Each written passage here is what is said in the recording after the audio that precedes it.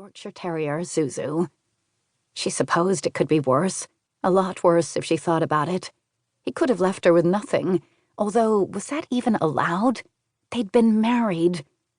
Unfortunately, she had no idea of the legal ins and outs of wills and inheritance, and even if she did, she didn't have the resources, financial or emotional, to do anything about it.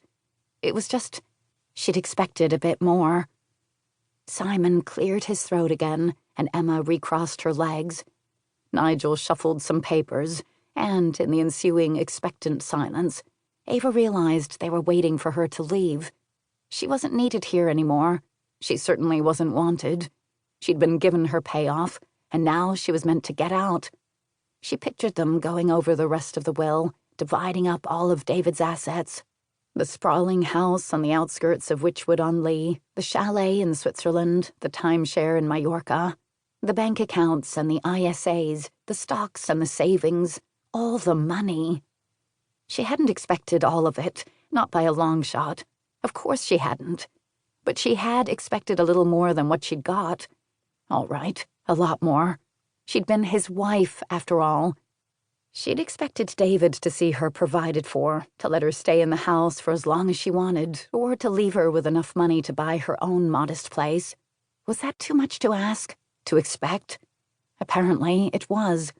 Ava rose from her chair unsteadily, a wave of dizziness crashing over her. Only yesterday she'd been standing in Wychwood-on-Lee's little parish church, shaking the hands of strangers and managing stiff pleasantries after what everyone said was a lovely funeral service. Ava had thought it had been pretty bog standard. The usual hymns, a vicar who had never met David and bumbled through a vague-sounding eulogy, and 100 people in attendance who knew him from business or golf and didn't have all that much to say besides he'd been taken too young. 66 these days, was dying in his prime. "How long can I stay in the house?" Ava asked Simon, giving him as unflinchingly direct of a look as she could.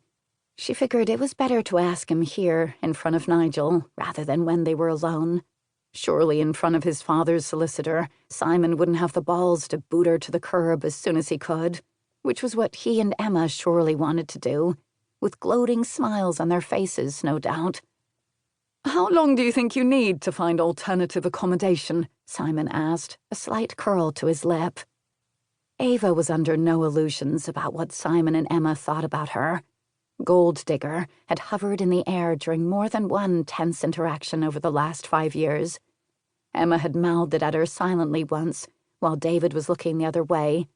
Simon probably thought she was going to surf the high street now, looking for a new sugar daddy. That option might have appealed once a long time ago. "A week," she suggested, because she had literally nowhere to go, but she didn't relish the idea of staying in David's house while Simon and Emma hovered, waiting for her to leave, stopping by to make sure she hadn't been light-fingered with their inheritance. "That seems reasonable," Simon answered with a grudging nod. "You can have a week." Nigel made a small noise of protest and then fell silent. He'd always been a pushover.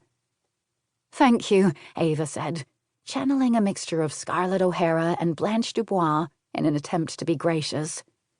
No one replied, and with nothing left to say or do, she walked out of Nigel's office in Chipping Norton and stood on the slate pavement of the market town's high street, breathing in the warm May air as people ambled by, and she wondered what on earth she was going to do now. Well, first she would go home, for as long as she could call it that. Although, if Ava were honest, she'd never considered Carlton House to be home. It wasn't her style, and David hadn't let her touch so much as a teaspoon. He'd explained that early on, right after their whirlwind wedding, when he'd brought her back there. "This is Simon and Emma's childhood home," he told her gently. "The home their mother decorated, and the best memory they have of her. I'm sorry, but I can't let you change that." Ava had been both chastened and touched by David's thoughtfulness towards his children. Her own father wouldn't have cared less, had barely glanced at her after her mum had scarpered, and she'd thought David's request was reasonable, until she'd realized how utterly and completely he meant it. She'd put a framed photograph from their wedding on Morton Beach with her short veil whipping around her